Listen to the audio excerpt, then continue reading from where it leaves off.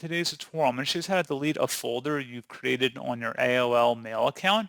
So this should hopefully be a pretty straightforward process here, guys. And without further ado, let's go ahead and jump straight into it.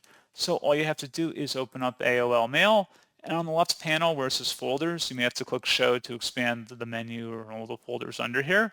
Whatever folder you want to delete, click the little arrow next to it, and then select delete folder.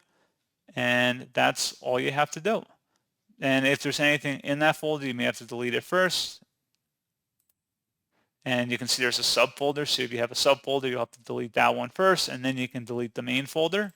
So pretty straightforward process, guys. And as always, thank you for watching. I do hope that was able to help you out, and I do look forward to catching you all in the next tutorial. Goodbye.